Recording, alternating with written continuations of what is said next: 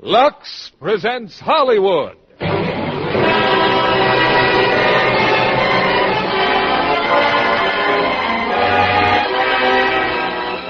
Lever Brothers Company, the makers of Lux Toilet Soap, bring you the Lux Radio Theatre, starring Barbara Stanwyck and Fred MacMurray in Double Indemnity. Ladies and gentlemen, your producer, Mr. William Keeley.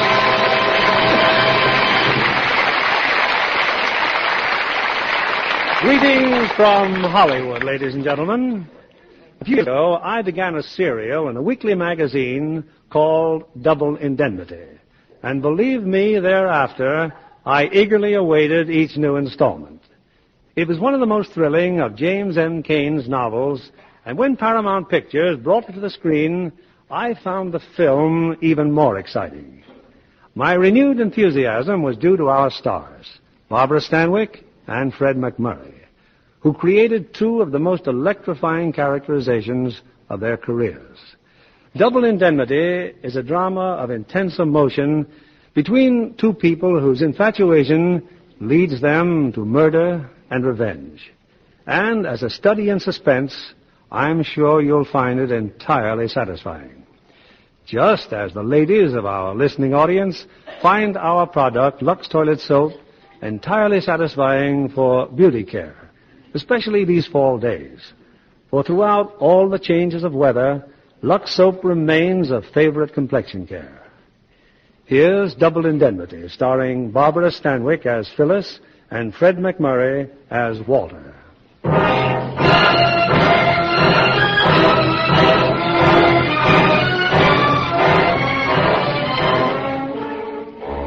Downtown Los Angeles, the night watchman of an insurance company has just opened the door for one of the employees. Working pretty late, aren't you, Mr. Neff? Yeah, this can't wait till morning. Nothing wrong, is there, Mr. Neff? You look kind of funny. No, I'm fine. Thanks for letting me in. That's okay, Mr. Neff. Walter Neff walks unsteadily to his office. He wets a towel at the water cooler, presses it inside his coat to staunch a bullet wound, and slumps at his desk. His hand reaches to a dictaphone transcribing machine and turns on the switch. Memorandum to Barton Keyes, claims manager, Pacific All Risk Insurance Company. Dear Keyes, I suppose you'll call this a confession. I just want to set you right about the Dietrichson case. You said it wasn't an accident. Check. You said it wasn't suicide. Check. You said it was murder. Check. But you made one mistake, Keyes. Just one little mistake. You want to know who killed Dietrichson? Hold tight to that cheap cigar of yours, Keyes. I killed Dietrichson. Yes, I killed him. I killed him for money and a woman. And I didn't get the money, and I didn't get the woman. Pretty, isn't it? Let me light a cigarette.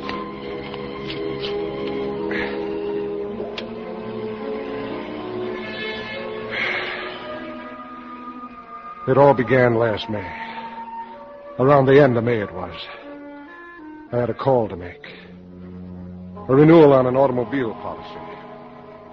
Who's at the door, Nettie? What is it? It's an insurance man. He wants Mr. Dietrichson. Now, how do you do? I'm Walter Neff, the Pacific All Risk Insurance Company. Well, how do you do, Mr. Neff? I'm Mrs. Dietrichson. Ah. How do you do, Mrs. Dietrichson? That's all, Nettie. Yes, ma'am. It's about the renewal of automobiles. I can't seem to contact your husband at his office. And Well, suppose we sit down and you tell me about it. My husband never tells me anything. I guess he's been too busy down at the Long Beach oil field. Well, maybe I could catch him at home some evening. Wouldn't take him to clear up. We've got a new kind of 50% retention feature in the collision coverage. And You're a pretty smart insurance man, aren't you? I think so. Doing pretty well? It's a living. Do you handle just automobile insurance or all kinds? Well, just name it and I'll write it, Mrs. Dietrichson. Accident insurance? Accident insurance? I should say so. That's a honey of an anklet you're wearing, Mrs. I'm Dietrichson. glad you like it. There's something engraved on it, huh? Just my name. Phyllis. Phyllis, huh? I think I like that. But you're not sure. No, I'd have to drive it around the block a couple of times. We're getting away from insurance, aren't we, Mr. Neff? Now, why don't you drop around tomorrow night about 8:30? He'll be home then. Who? My husband. You were anxious to talk to him, weren't you? Yeah, I was, but I'm sort of getting over the idea, if you know what I mean. There's a speed limit in this state, Mr. Neff, 45 miles an hour. How fast was I going? I'd say around 90. Well, tomorrow night at 8:30 then, huh? Will you be here, too? I usually am. Same chair, same perfume, same anklet? I wonder if I know what you mean. I wonder if you wonder. Good afternoon, Mrs. Dietrichson.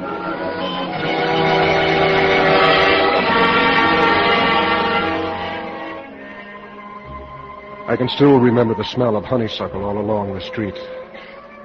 How could I have known that murder can sometimes smell like honeysuckle? Maybe you would have known, Keyes, the minute she mentioned accident insurance. Well, I went back to the office. They said you'd been yelling for me all afternoon. Oh, come on in, Walter. Come on in. What you'd like to know about that Phillips case? Phillips? Yeah, you wrote a policy on his truck. His truck burned up. Oh, yeah. Look at this. Oh, claim waiver, huh? Yeah. Mr. Phillips suddenly decides to withdraw his claim. Mm-hmm. You knew all along it was a phony, huh? My little man knew. My little man inside of me here. Every time one of those phonies comes along, he ties my stomach. What kind of amateurs are we? Well, now, wait a minute, Keyes. Sure, I wrote that policy, but I said to have him thoroughly checked first. Oh, who's blaming you, sweetheart? I'm sick and tired of trying to pick up after you fast-talking salesman. You worry too much, Keyes. You're too suspicious. No? Well, you wouldn't even say today's Tuesday unless you looked at the calendar, and then you checked to see if it was this year's calendar, and then just to make sure, you'd get a copy of the almanac. Get out of here before I throw my desk at you. I love you, too. Yeah? Just thought you'd like to know we nailed another phony. Back in my office was a message from Mrs. Dietrichson. My appointment had been canceled. She wanted me to stop by on Thursday afternoon instead. Phyllis Dietrichson. I was there, all right. Oh, come in, Mr. Neff. I hope you didn't mind changing the appointment. Last night was inconvenient. No, I was working on my stamp collection anyway. I was just fixing some iced tea. Would you like a glass? Well, unless you got a bottle of beer that's not working. Well, there might be some. Nettie! Oh, about those renewals, Mr. Neff, I talked to my husband. Oh, good. He'll renew all right. As a matter of fact, I thought he'd be here this afternoon. No, but he's not. No. That's terrible. Nettie, can't you hear... Oh, I forgot. It's Thursday. It's her day off. Uh-huh. Well, iced tea will be fine. Lemon? Sugar? Yeah, fix it your way. As long as it's the maid's day off, maybe there's something I can do for you. Like running the vacuum cleaner. Fresh. You know, I used to peddle vacuum cleaners. Not much money, but you learn a lot about life. I didn't think you learned it from a correspondence course, Mr. Neff. Make it Walter, huh? All right. Walter. Tell me, how much commission do you make on this insurance? 20%.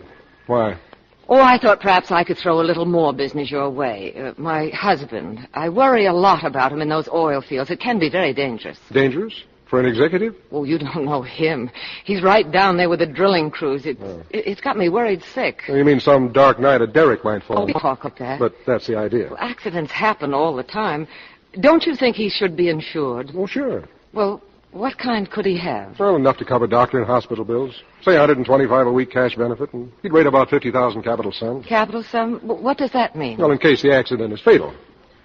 No, maybe I shouldn't have said that. Oh, I suppose you have to think of everything in your business. Why don't I talk to him about it? You could try, but he's pretty tough going. They're all tough at first. He has a lot on his mind. He doesn't seem to want to listen to anything except maybe a baseball game on the radio. Sometimes we sit here all evening and never say a word to each other. Sounds pretty dull. Walter, I want to ask you something. Could I get an accident policy without bothering him at all? How's that? Well, it would make it easier for you, too. You wouldn't even have to talk to him. I could pay for it, and he needn't know anything about it.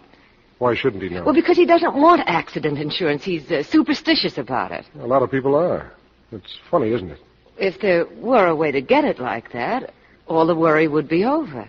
See what I mean, Walter? I think it's lovely. And then if some dark, wet night the derrick did fall on him... What derrick? I don't know what you're talking about. Or maybe a car backing over him, or he could fall out of the upstairs Are window. you crazy? Not that crazy, Mrs. Dietrichson. What's the matter? Look, baby.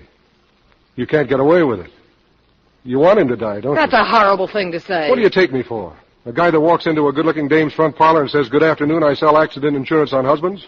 Have you got one that's been around too long? Just give me a smile and I'll help you collect. I think you're rotten. I think you're swell. As long as I'm not your husband. Get out of here. You bet I'll get out of here. I'll get out of here, but quick, baby.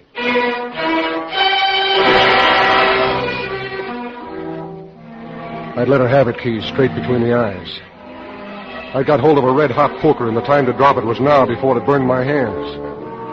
But all the time I knew that I hadn't walked out on anything. That this wasn't the end. I knew that sooner or later my doorbell would ring and I'd know who it was without even having to think. Hello. You forgot your hat this afternoon. Did I? How'd you know where I lived? The telephone book. It's raining. Yeah. Sit down. Your husband go out tonight? The oil fields. He phoned he'd be late. Oh, Walter, I must have said something that gave you a terribly wrong impression. You must never think anything like that about me. Okay. No, it's not okay. Not if you don't believe me. Well, what do you want me to do? I want you to be nice to me. Like you were at first. Something's happened. I know it has. It's happened to us. I feel as if he were watching me. Oh, not that he cares, but he keeps me on a leash so tight I can't breathe. Well, he's in Long Beach, isn't he? Relax.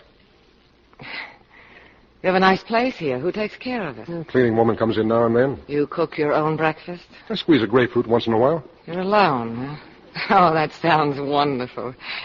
You don't have to sit across the table and smile at him and that daughter of his every morning of your life. Daughter? That's right. You didn't meet Lola, did you? He thinks a lot more of her than he does of me. Ever think about a divorce? Oh, he'd never give me one. Well, why'd you marry him? I wanted a home. Why not? Is that so wrong? But that's not the only reason. His first wife was sick a long time. I was her nurse. When she died, he was terribly broken up. I pitied him so. But now you hate him. Yes. Yes, he's just awful to me. Every time I buy a dress or a pair of shoes, he yells his head off. He's always been mean to me. So you lie awake in the dark and listen to him snore and get ideas. Walter, I don't want to kill him. I never did, not even when he gets drunk and slaps my face. Only sometimes you wish he were dead. Perhaps I do. And you wish it was an accident and you had that policy for $50,000. Is that it? Perhaps that, too. The other night we drove home from a party. He was drunk again.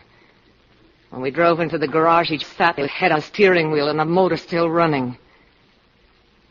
And I thought what it would be like if I didn't turn it off. Just closed the door and left him there. I'll tell you what it'd be like. We've got a guy in our office named Keys. In 3 minutes, he'd know it wasn't an accident. In 10 minutes, you'd be sitting under hot lights. In 30 minutes, you'd be signing your name to a confession. Walter, I didn't do it. I'm not going to do it. Not if there's an insurance company in the picture. They know more tricks than a carload of monkeys. And if there's a death mixed in it, you haven't got a prayer. They'll hang you just as sure as 10 dimes will buy $1, baby. And I don't want you to hang, baby. So stop thinking about it, will you? Oh, why did I come here? So we just sat there, Keys. And she started crying, softly, like the rain on the window. Maybe she'd stop thinking about it, but not me. I couldn't. It was all tied up with something I'd been thinking about for years. You know how it is, Keys. In this business, you can't sleep for trying to figure out all the angles they could pull on you. And then one night you get to thinking how you could crook the house yourself and do it smart, because you know every trick in the book. And then suddenly the doorbell rings and the whole setup is right there in the room with you. Walter, I better leave. Will you phone me? Oh, I hate him. I loathe going back to him. You believe me, don't you? Sure I believe I you. can't stand it anymore. What if they did hang me? They're not going to hang you. It's better than going on this way. They're not going to hang you because I'm going to help you do it. Do you know what you're saying? Come here. I'm saying we're going to do it, and we're going to do it right. And I'm the guy that knows how. Walter, you're hurting me. There's not going to be any slip-up, nothing sloppy, nothing weak. It's got to be perfect. Yes. Now call me tomorrow, but not from your house. And watch your step every minute. This has got to be perfect, you understand? Straight down the line, baby. Straight down the line. Good night, Walter.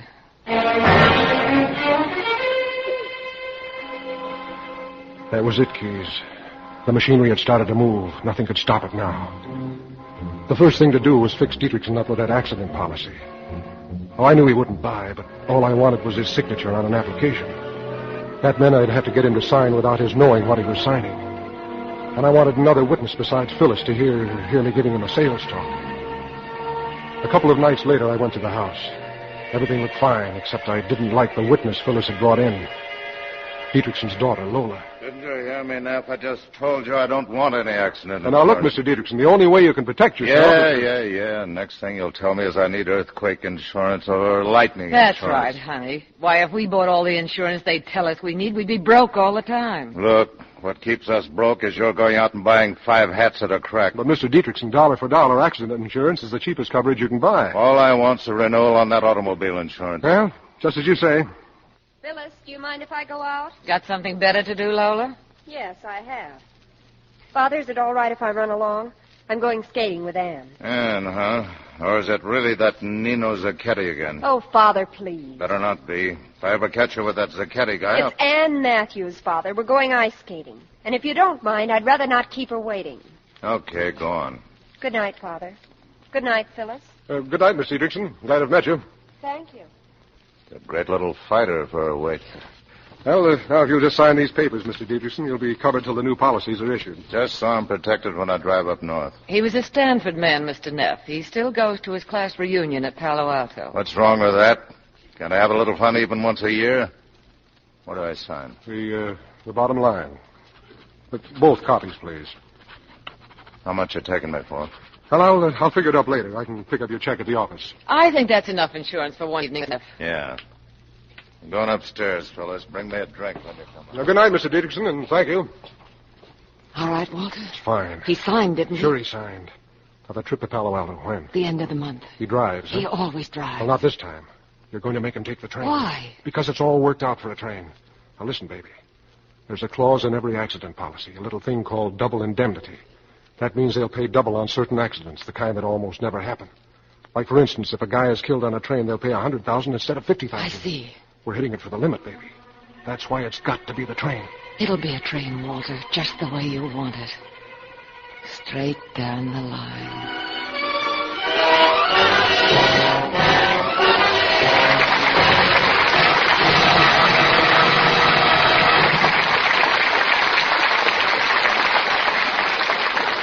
In a few moments, we'll bring you the second act of Double Indemnity. Now, our producer, Mr. William Keeley. Act 2 of Double Indemnity, starring Barbara Stanwyck as Phyllis and Fred MacMurray as Walter.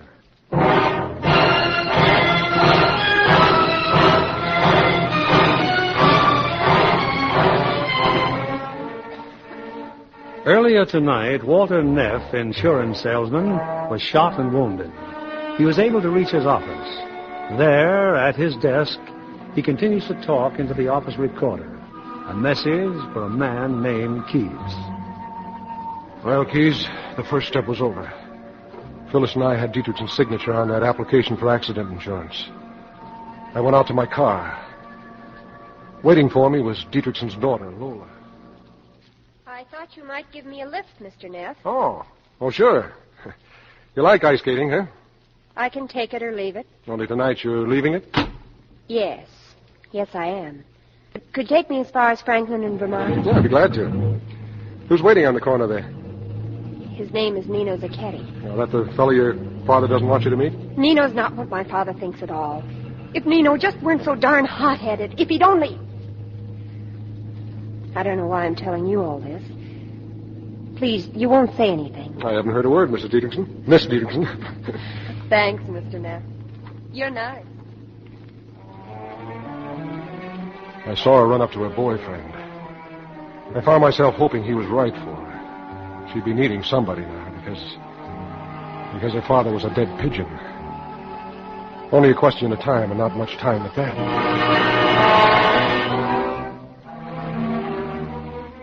Phyllis and I had to pick a place where we could meet, a safe place.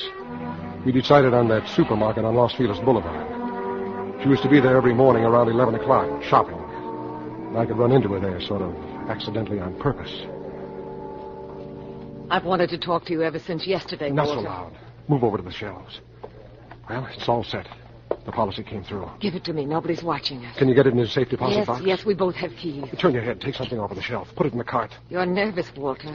I'm very calm. Remember, you never saw that policy. You never even touched it. Oh, I'm not a fool, Walter. Now, when is he leaving? You talked him into taking the train. You mean I can say something now?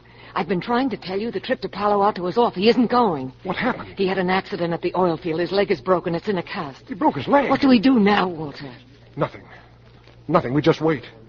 Walk around, will you? We're supposed to be shot. But we can't wait. I can't go on like this.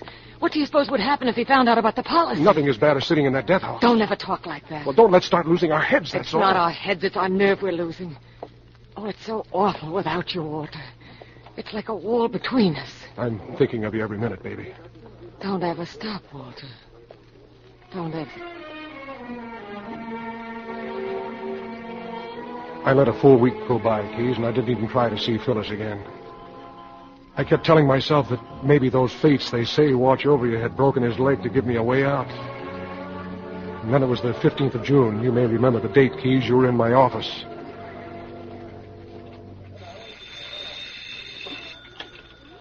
I'll get it, Walter. Probably Norton looking for me. Hello. Yeah, just a minute. It's for you, Dame. Oh. Hello. Is this Mr. Neff? Yes. Walter, I had to call you. It's urgent. Well, I'm busy, Margie. I'll have to call you back. You can't. I've only got a minute.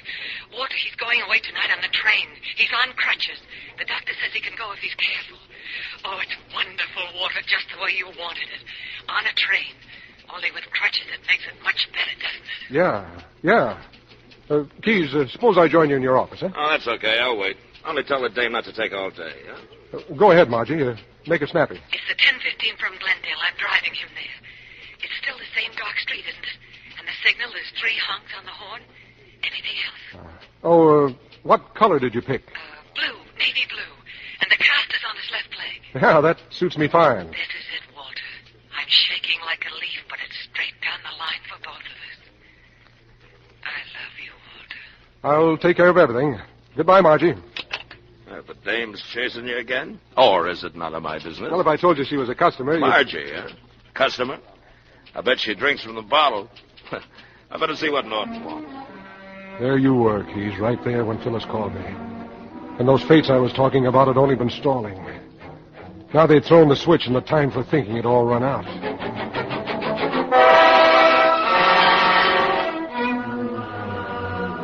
I wanted my movements accounted for up to the last possible second. Foolproof alibis.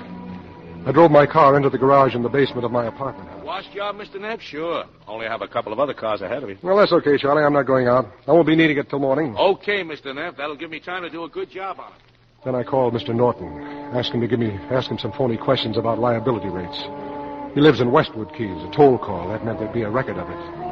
I changed into a blue suit, the same color Dietrichson would be wearing, and waited for Norton to call me back with the figures.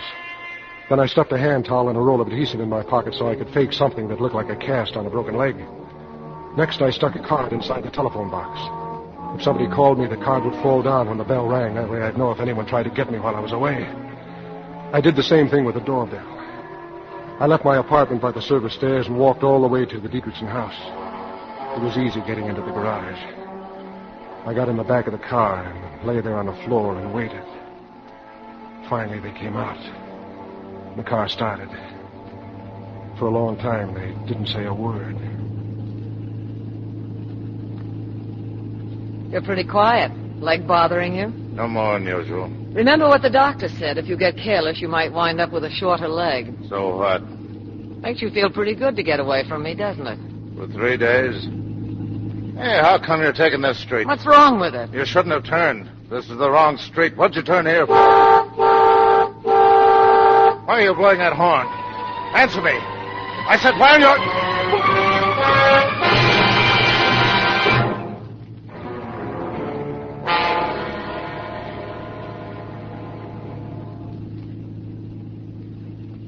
Dietrichson was dead. That part was over. She kept driving around till I told her to head for the station.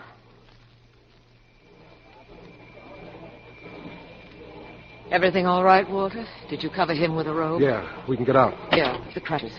I'll take care of the red cap and the conductor. I'll tell them to let you alone, that you don't like to be helped. Ready? Yeah. Don't worry, Walter. I'll go as soon as the train leaves, straight down the highway as far as that refinery. Then I turn left onto the dirt road to the railroad tracks. You got plenty of time, but watch your driving.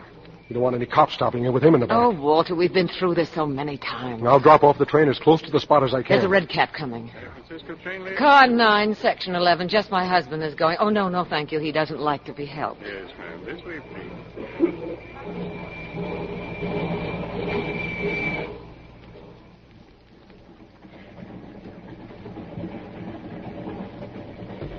The train was a few minutes out of Glendale. I hobbled back to the observation platform. I didn't have much time. Only I found that I wasn't alone. Can I help you, mister? Oh, broken leg, huh? Yeah, I just thought I'd like to see what it's like out here. No, thanks. I can manage fine. Going far? Palo Alto. I'm going all the way to Medford, Oregon. My name's Jackson. How do you do? You looking for something, Mr. Dietrichson. It's just my cigar case. I guess I left it in my coat back in the car. Maybe I can find a porter. Oh, you just stay where you are, Mr. Dietrichson. Oh, thanks. I'll be glad to get him for you. What car? It's car 9, section 11. A dark gray topcoat. Be right back, Mr. Dietrichson. I had stayed in the shadows. Jackson never did get a good look at my face. But there was no time to think about him. I climbed over the railing and dropped off.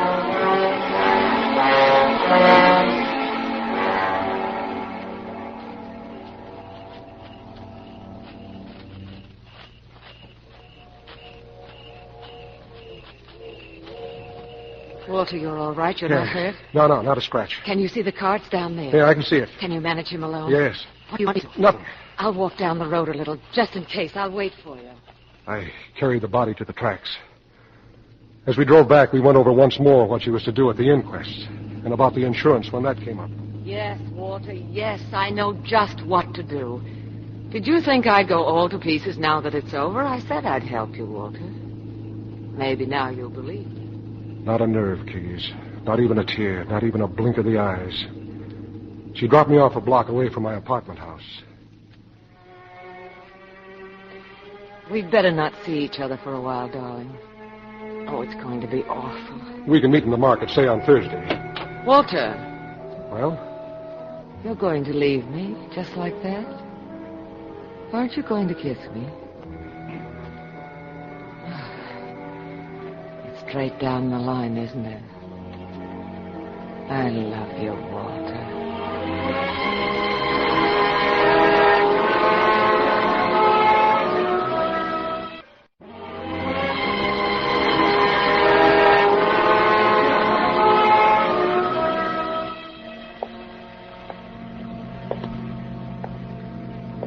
That's all there was to it, Keys. Perfect. Every detail. And yet, as I walked down the street, suddenly it came over me that everything would go wrong. It sounds crazy, Keys, but it was true, so help me. I couldn't hear my own footsteps. It was the walk of a dead man. The next day it was worse when the story broke in the newspapers, and the day after that, when I knew you'd start digging into it. Then Norton, the supervisor, said he wanted to see me. Sit down, Walter. About that Dietrichson case. Yes, Mr. Norton? Anything wrong? We had him insured, Walter. It's going to cost us a lot of money. That's always wrong. Uh-huh. What about the inquest? His wife and daughter made the identification. Verdict, accidental death. What do the police figure? He got tangled up in his crutches and fell off the train. They're satisfied. It's not their money. Can I come in? Well, did you find him, Keys, that Jackson fellow? Yeah, I just talked to him in Medford. Oh, hello, Walter. Who's Jackson? The last man who saw Dietrichson alive. There's not much you can tell us, either. Well, that's fine, isn't it? And a great piece of salesmanship when we sold Dietrichson that policy. Oh, no, there's no use pushing Walter around. Is he supposed to know when a guy's going to fall off a train? Fall off? Are you sure Dietrichson fell off? Yes. Yes, I am. Not even one of those interesting little hunches of yours? I'm surprised, Keys, because I formed a very definite opinion. I know that it wasn't an accident. Not an accident? Well, you seem surprised, Walter. But what about you? Me? Well, you've got the ball, Mr. Norton. Let's see you run with it. All right. Watch. Yes, Mr. Norton? You can send her in now. There's a widespread feeling that just because a man has a big office, he's an idiot. I'm having a visitor. I want you both to stay and watch me handle this. Mr. Norton, this is Mrs. Dietrichson. This was it. How do you do, Mrs. Dietrichson? This was the finish. Won't you be seated, please? My hand shook, so I had to put them in my pockets. This is Mr. Keys. Who'd give it away first? Phyllis? How do you do? Or I? And, He knew. Mr. Neff. How do you do? Norton said he knew. You know why we asked you to come here, Mrs. Dietrichson? All I know is that your secretary made it sound very urgent. Something about accident. Yes, Mrs. Dietrichson. Your husband was insured. You'll probably find the policy among his personal papers. His safe deposit box hasn't been opened yet. Meanwhile, I'm afraid we're not at all satisfied with the report of the inquest. I don't know what you mean. Frankly, we suspect suicide. Now, you said at the inquest that your husband had no worries of any kind. Yes, I said that. Yet only a short time ago he takes out an accident policy and tells you nothing about it. Why? Because he doesn't want his family to suspect what he intends to do. Do what, Mr. Norton? Commit suicide. In which case, Mrs. Dietrichson, this company is not liable. Now, we could go to court, you know. No, I don't know anything. I don't even know why I came here. I didn't say we want to go to court. What I suggest is a settlement of some Don't sort. bother, Mr. Norton. When I came in here, I had no idea your company owed me money. You told me you did, and then you told me you didn't. Now you tell me you want to pay a part of it, whatever it is. You want to bargain with me at a time like this. I don't like your insinuations about my husband, and I don't like your methods. In fact, I don't like you, Mr. Norton. Goodbye. Yes, sir, you sure carried the ball, Mr. Norton. Let her go to court. We'll prove it was suicide. We will? The first thing that struck me was that suicide angle, only I dumped it in the waste paper basket 3 seconds later. You ought to take a look at the statistics on suicide sometime. You might learn a little something about the insurance business. Mr. Keys, I was raised in the insurance business. Then it's time you realize this company's got to pay Mrs. Dietrichson $100,000. Come on, Walter, let's get back to work. I could have hugged you right then and there, Keys. You were the only one we were really scared of. And instead you were almost playing on our team.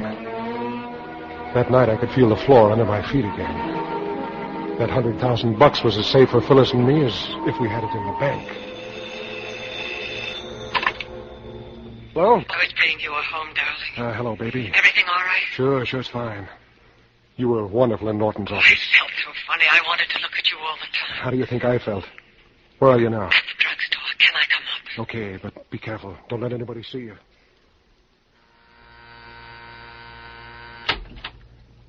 Hello, Walter. Keys. What's the matter? Oh, I know you weren't expecting me, No, but... no, I wasn't. What's on your mind? What are you so nervous about? Who says I'm nervous? Oh, forget it. It's me, I guess. I got the jumps. That Dietrichson case. You know, Walter, there's something fishy about that. Like what? I don't know. But right now, I'll swear that it wasn't suicide and it wasn't an accident either. Well, what else is left? You mean somebody... What are you trying to tell me, Keys? Go to the door. You got company. Oh, what about Dietrichson? If it wasn't an accident... What are you yelling for? You want me to go to the door? Keys, wait. Wait, I'll get it. Keys.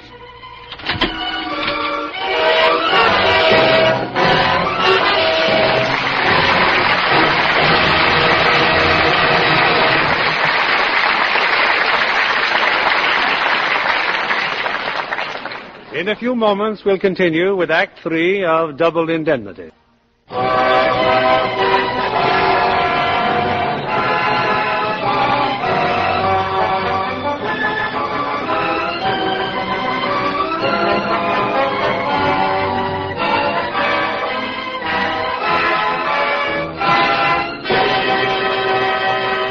The curtain rises on Act 3 of Double Indemnity, starring Barbara Stanwyck as Phyllis and Fred MacMurray as Walter.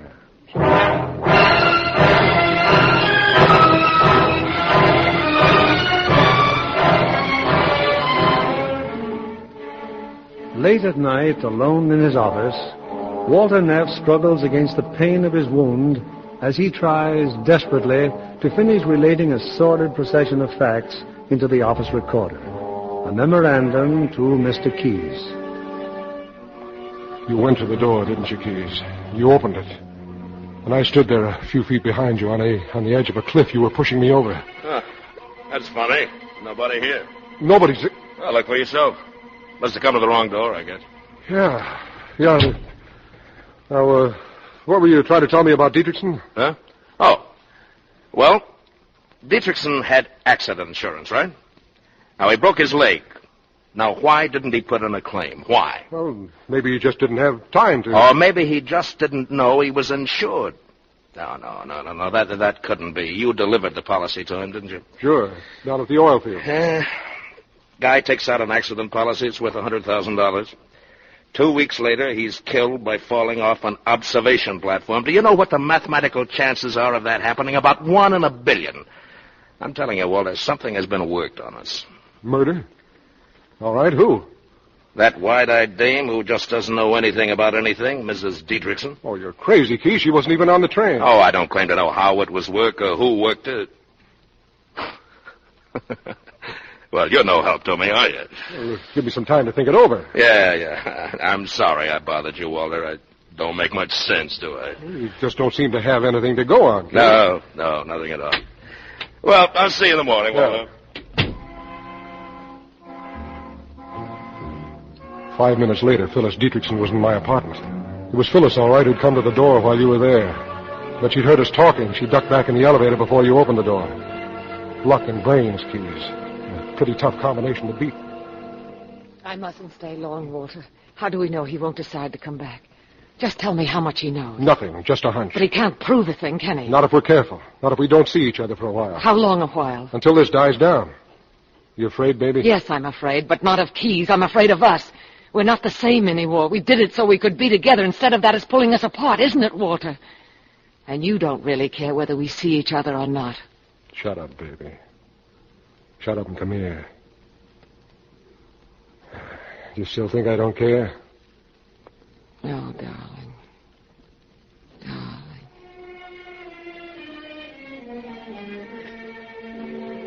The next day at the office, I had a visitor, Keys. Remember Dietrichson's daughter? Well, here she was again with something big on her mind. You think I'm crazy, Mr. Neff, but I'm not.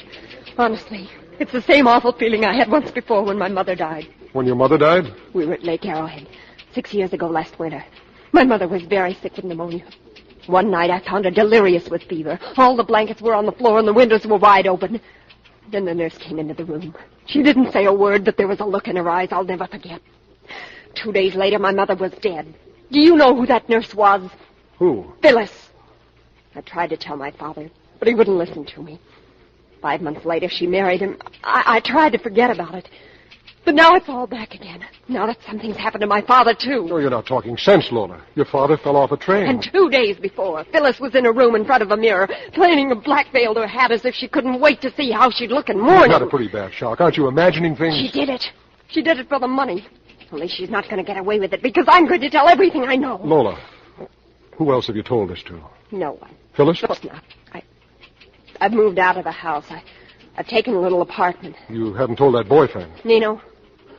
No, I'm not seeing him anymore. We had a fight. So you just sit in that little apartment of yours and look at the four walls, huh? Yes, Mr. Neff. But I do a lot of thinking. About Phyllis. I took Lola out for dinner. I'd have to cheer her up. I'd have to make sure she wouldn't drop that dynamite about Phyllis to anyone else. I had no chance to talk to Phyllis. You were watching her like a hawk, Keys. The next day you sent for me. I've got it, Walter. I've got it. All wrapped up in tissue paper. Dietrichson was murdered, and I can tell you how. Go ahead, Keys. I'm listening. First of all, Dietrichson was never on the train. He was killed somewhere else and then put near the tracks by the wife and somebody else. Then the somebody else took the crutches and went aboard the train posing as Dietrichson. Oh, no. Wait a minute. How can you be sure? Now, let's see what we've got in the way of proof. The only one who really got a good look at this supposed Dietrichson is that Jackson guy from Oregon. Open the door, Walter, and tell Jackson to come in, will you? Jackson's here? Yeah, come on. Tell him to come in, will you? Mr. Jackson, will you come in, please? Yeah, Mr. Jackson, please. Take a chair. Yeah. Take a chair. Now, Mr. Jackson, did you study those photographs of Dietrichson? Not the same man, Mr. Keyes. No, sirree. The man in these photographs is not the same man I saw on that train. There you are, Walter. There's your proof. Oh, this is Mr. Neff, one of our salesmen, Mr. Jackson. Pleased to meet you, Mr. Neff. Now, I'd like you to describe the man you saw on the train. Oh, 10 or 15 years younger than the man in these photos. Uh-huh. Horse was pretty dark, and he kind of kept turning his back to me, but just the same, I'm positive. Well, thank you. Now, we may need you again if the case comes to court, you understand? Expenses paid again? Oh, yes, of course. I'll sign a voucher now. It'll only take a moment. You ever been up in Oregon, Mr. Neff? What? No, I never have. That's funny. I keep looking at you like I met you somewhere. Yeah, this ought to cover everything for you. Oh, well, that's mighty wide of you, Mr. Keyes, and anytime you need me, you know. Yeah, thanks a lot. Goodbye. Well, there it is, Walter. And pretty soon we'll know who the somebody else is. Will we? Oh, they've got to meet. They've committed a murder. They're stuck with each other. They're on a trolley ride. Only it's a one-way trip, Walter, and the last stop's the cemetery. Yeah, you see this policy? Dietrichson's? Yeah, the wife just put in a claim. Well, I'm going to throw it right back at her. I left the office and phoned Phyllis from a public booth. We met in the market an hour later. Why did you call, Walter? What's the matter? Everything. Keyes is rejecting your claim. He's sitting back with his mouth watering, waiting for you to sue. But you're not going to. What's he got to stop me? Plenty. He's got it all figured out. But if he rejects the claim, I'll have to sue. Then you'll be in court and a lot of other things are going to come up.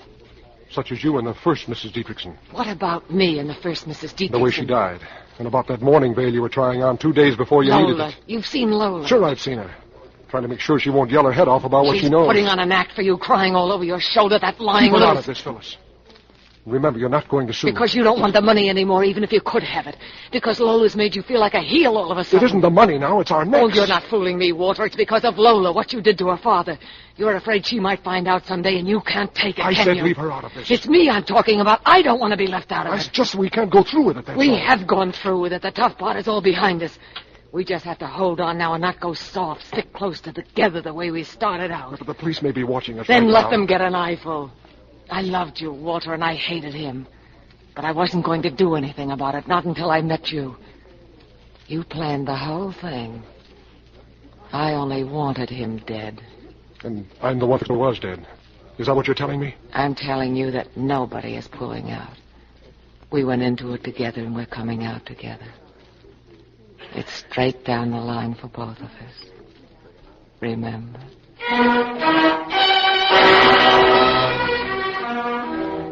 Yes, I remembered. Just like I remembered what you'd told me, Keyes. The last stop's the cemetery. I guess that was the first time I ever thought of Phyllis that way. Dead, I mean. And how it would be if she were dead.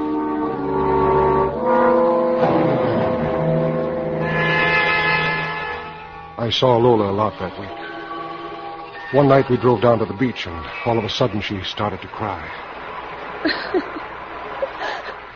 It's Nino, Walter. Nino. I thought you weren't seeing him. I wouldn't tell anyone else but you. They killed my father together. Nino and Phyllis. He helped her do it. I know he did. What makes you so sure? I've been following him. He's been to the house to see her night after night. Maybe he was just going with me as the blind in the night of the murder. You promised me you weren't going to talk like this anymore. Oh, maybe I'm just crazy. Maybe it's all in my mind. Sure, it's all in your mind. I still love him, Walter. I do love him, I do. Zacchetti. Phyllis and Zacchetti.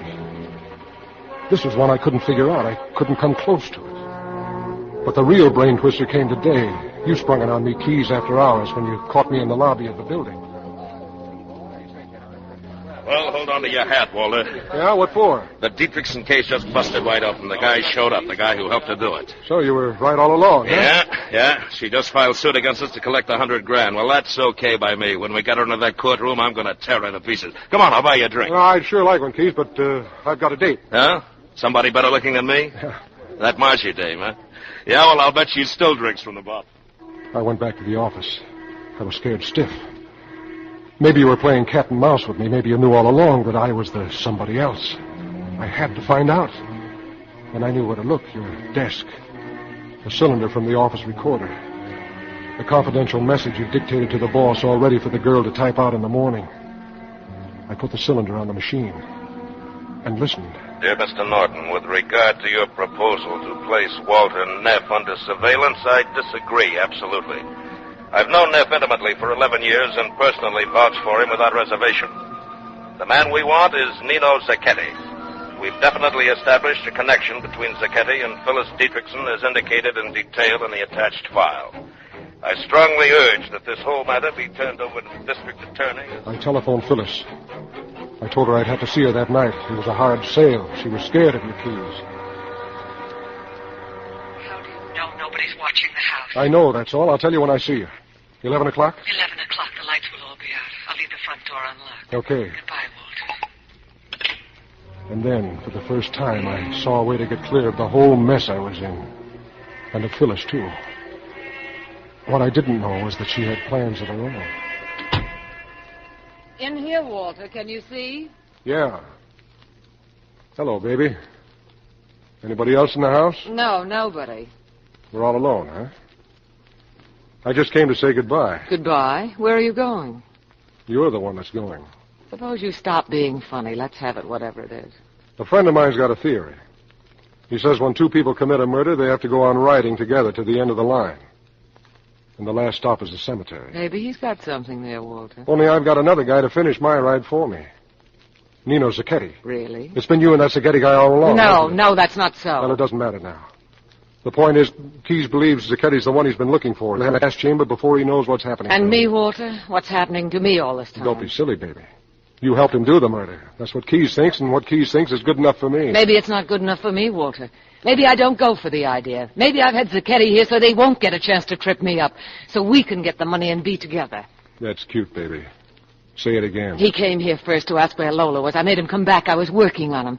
I kept hammering into him that she was going out with another man so he'd go into one of his jealous rages and then I'd tell him where she was. And you know what he would have done to her. Yes. I believe you. It's just rotten enough. We're both rotten. Is what you've got cooked up for tonight any better? The window's open. Do you mind if I close it? Why don't you? Yes, Walter. It's you or me, isn't it? What else can I do?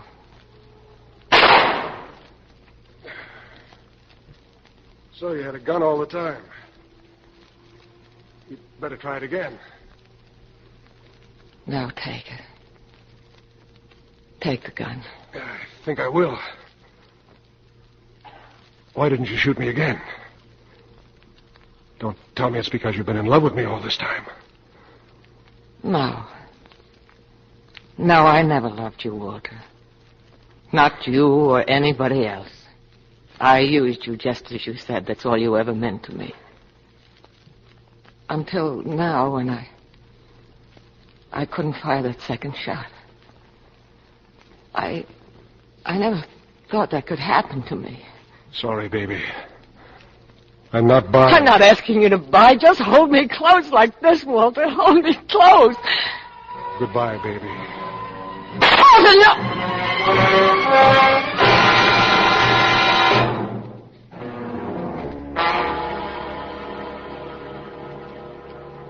I killed her, Keyes.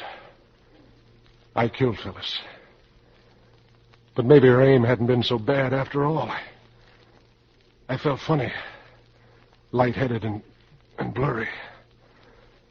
But I made it, Keyes, all the way here to the office. It's almost 4:30 now. It's cold. And Keyes, I want you to do me a favor. I want you to be the one to tell Lola, kind of gently, before it breaks wide open. I want you to take care of him, that guy Zacchetti, so he doesn't get pushed around too much. As for me, You're what, Walter? Hello, Keyes. Up pretty early, aren't you? What are you doing here? The night watchman phoned me, Walter. Seems you left a trail. Blood. Yeah, I wouldn't be surprised. How long have you been standing over there? Long enough. Well, now I suppose I get the big speech. Go ahead, Keys. Let's have it. You're all washed up, Walter. Thanks. That was short, anyway. I'm going to call a doctor. What for? So I can walk all the way to the gas chamber under my own power? Something like that, Walter. Look, Keys, I've got a different idea. Yeah? Suppose you went back to bed and didn't find out anything until tomorrow morning. Would you do that for me, Keys? Give me one good reason. Because I need 4 hours to get where I'm going. You're not going anywhere, Walter. You want to bet? I'm going across the border. How's this, Keys? I'm up on my own 2 feet. Walter, you haven't got a chance. You watch me. You'll never even make it to the elevator. So long, Keys. I'm much obliged.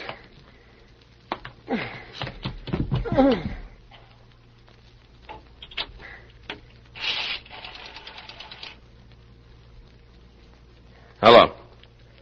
Send an ambulance to the Pacific Building on Olive Street. Yeah, it's a police job.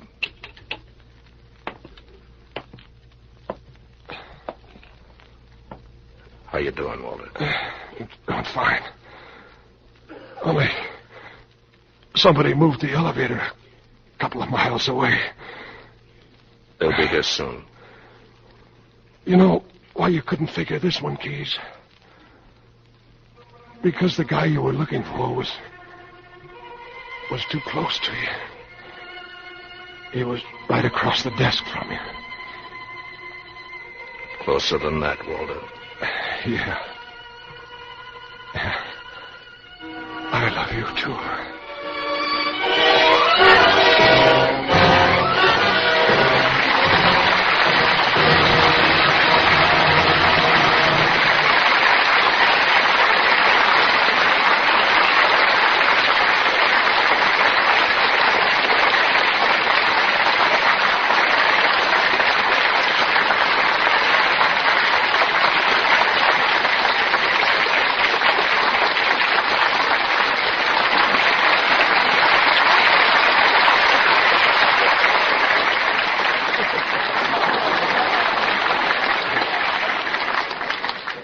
The curtain falls on Double Indemnity, and as usual, Barbara Stanwyck and Fred MacMurray contributed splendid performances. Barbara, as I recall, you were a blonde in the picture Double Indemnity. Yes, Bill. I always wondered how I would look as a blonde, and I found out. Then I decided to let nature take its course again. Oh, but not with your complexion, I hope. No, I'm very careful with my complexion. I always use Lux toilet soap. Doesn't anybody care what I do? Oh, yes, indeed, Fred. What have you been doing? Well, I've been making a picture at RKO, Skeely. Never a dull moment with Irene Dunn. That's the title, Never a Dull Moment. And believe me, Well, I've been at MGM making To Please the Lady with Clark Gable, and, brother, that wasn't dull either. For instance, Oh, look, Barbara, tomorrow night's Halloween, and if you don't let me say something, I'll set fire to your broom. Now, wait a minute. Isn't anybody going to let me say something? Barbara, didn't you just return from the premiere of your new picture? Yes, it was held in Indianapolis, and I certainly had a wonderful time. It's all about automobile racing, you know. Imagine going all the way to Indianapolis every year just to see those speed races. Yeah, that is hard to understand with Wilshire Boulevard just around the corner. What's just around the corner for next week, Bill? More excitement? Yes, Barbara, we think it's one of the most eventful nights of our season. First, the play is a powerful love story. David O. Selznick's immortal screen version of Rebecca. And our stars, 2 of the most famous, making their first appearance together on our stage. England's brilliant actor-director and his lovely lady. Need I say more? Laurence Olivier and Vivian Lee. Oh! Good night. Good night, and come back again soon, both of you. Who is this Hollywood star? One of Hollywood's smallest actresses. She looks even younger than her 21 years. She tips the scale at 95 pounds, keeps her waistline a sensational 20 inches. Such a tiny package must be Wanda Hendricks. That's right, John. Because of her small size, Wanda has even her lingerie made to order.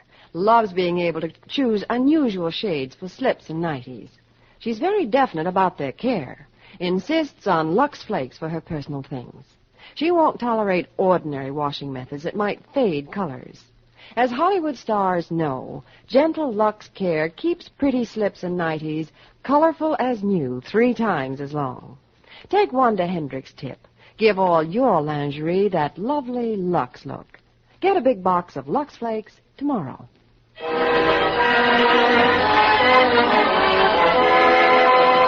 Lever Brothers Company, the makers of Lux Toilet Soap, join me in inviting you to be with us again next Monday evening when the Lux Radio Theatre presents Laurence Olivier and Vivian Lee in Rebecca.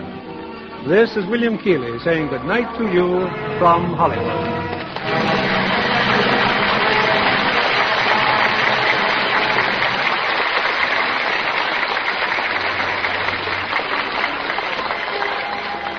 We are all aware of the vital importance of religion in American family life.